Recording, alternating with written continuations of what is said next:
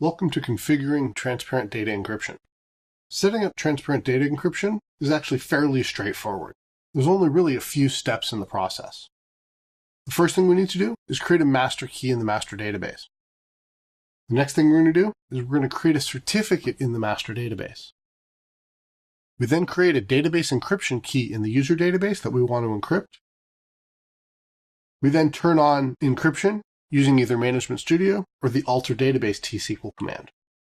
Let's go ahead and take a look at what it actually takes to set up transparent data encryption. You can see here I've got Management Studio set up, and I've got the script already on the screen, so we don't have to worry about writing it out. So you can see the four basic steps that we're going to do. We're going to do the first two in the master database. We're going to do the last two in the AdventureWorks database.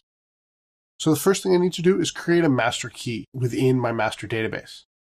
Now on this particular system, I may already have a master key created, so I may get an error message on this one. And if I do, that's okay.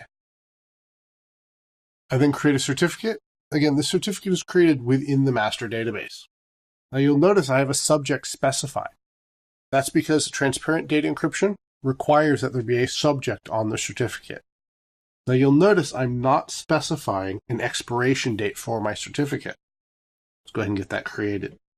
The reason I'm not creating an expiration date for my certificate is because transparent data encryption does not require an expiration date. Microsoft actually ignores the expiration date on the certificate. The reason for that is because Microsoft doesn't want to have to worry about you not updating the certificate in a timely fashion and giving SQL Server enough time to change the certificate and change the encryption key for that certificate. Because of that, they've gone ahead and simply made it so that transparent data encryption ignores the expiration date for the certificate. This is the only time that ignoring the expiration date for a certificate is an acceptable and valid solution. So we've got our certificate created, and we've got our master key created within our master database. So let's go ahead and switch over into our AdventureWorks 2012 database, and then create a database encryption key. As you can see here, I'm specifying an algorithm, and in this case, I'm using the triple DES 3 key algorithm. The algorithm you use is totally up to you. You simply want to use the algorithm that's going to give the right level of protection for the right amount of CPU cost for your specific situation. I then tell the database encryption key that we're going to be encrypting it by the server certificate and giving it the name of the server certificate. Now, this certificate must exist in the master database, not in the user database. This is a common mistake for people setting up transparent data encryption for the first time. So we go ahead and create the database encryption key, and we're going to get a warning telling us that the key has not been backed up and that we should back it up immediately. And we should definitely do that. The same goes for the certificate as well. If we lose the certificate or the encryption key becomes damaged within the database and we can't use it, we will not be able to restore our database. We won't be able to open our database either. So we're going to have to make sure that those two things are backed up and that those backups are secured somewhere very carefully, because we don't want the certificate or the database encryption key to be lost.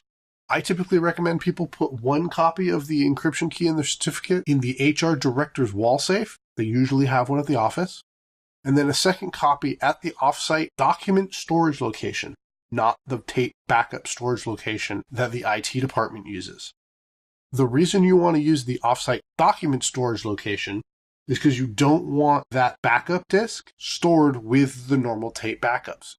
If it is and somebody steals your tape backups, then they'll also have your database encryption key and your certificate as well. So let's go ahead and turn database encryption on. As you can see, it's a fairly simple statement. We do an alter database on the AdventureWorks 2012 database, and we set encryption on. It doesn't take very long to run that.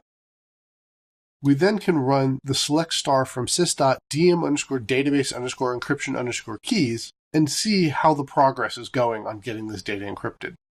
Now you'll notice I'm actually getting two record sets back here. I'm getting database ID 2 and database ID 9. Well, database ID 9 in this case is my AdventureWorks database. Database ID 2 is always the TempDB database. So the reason the TempDB database is encrypted is because Microsoft does not want to run the risk of temporary data being copied into a temp table from my user database and stored in an unencrypted state, either in the buffer pool or flush to disk. Because of that, the TempDB database will also have transparent data encryption turned on for it. Now, you cannot manually stop or start transparent data encryption on the TempDB database. It will do it for you automatically. Now, we'll notice here that our AdventureWorks database is being encrypted with the triple DES 3-key algorithm, a key length of 192 bits. And you'll notice here that the %complete is telling me how far along in the process we are. We're currently 19.65% done with the data encryption process. As you've seen, it's fairly easy to set database encryption up and turn it on for a specific database. Now, if we want to look in Management Studio to see if a specific database is encrypted, we can do that fairly easily. Simply look at the properties of the database, in this case the AdventureWorks 2012 database, go to the Options tab, and scroll down towards the bottom, and you'll see encryption enabled true. So you can either look here, you can look at the properties using the database property function, or you can simply query dynamic management view sys.dm_database_encryption_keys. So in summary, we found out that transparent data encryption is extremely easy to configure. Now, most of it does need to be done through T-SQL, but we can do that last step through Management Studio should we need to. At that point, realistically, T-SQL is going to be the best option. Transparent data encryption is also very easy to disable as well. Simply use the alter database statement and turn the database encryption off. Or use Management Studio and simply change the setting and click OK. When you turn transparent data encryption off, SQL Server will then go through and decrypt all the data that's stored on disk and write it back to the disk in an unencrypted state.